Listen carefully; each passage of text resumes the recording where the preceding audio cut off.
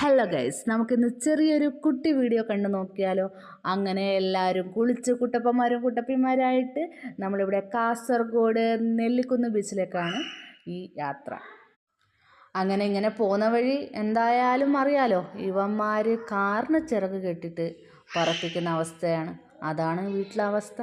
ചെറിയൊരു യാത്രയ്ക്ക് ശേഷം നമ്മൾ ബീച്ചിൽ എത്തി. ആടെ എത്തിയിട്ടാകുമ്പോൾ 100% അച്ഛൻ്റെ പോക്കറ്റ് കാലിയാക്കണമല്ലോ. അങ്ങനെ ആടെ എത്തിയ പാട് ജ്യൂസ് വേണമെന്നായി. അങ്ങനെ ജ്യൂസും വാങ്ങി കുടിച്ചിട്ട് അതും തീരാനാകുമ്പോൾ ഒരാളെ ചോദ്യം, ഇവിടെ അങ്ങോട്ട് ഇരുന്നാൽ മതിയോ, താഴേക്കൊന്നും പോവണ്ടേന്ന്. അങ്ങനെ മൂന്നാളും മൂന്ന് ഭാഗത്തേക്ക് അങ്ങ് ഓടി അവസാനം എത്തുന്നത് വെള്ളത്തിലേക്ക് തന്നെയാണല്ലോ. അങ്ങനെ കുറച്ച് സമയം അച്ഛനും മക്കളും വെള്ളത്തിലും കളിച്ചു. പിന്നെ ഇവരെ അധിക സമയം വെള്ളത്തിൽ കളിക്കാനും വിട്ടിട്ടില്ല.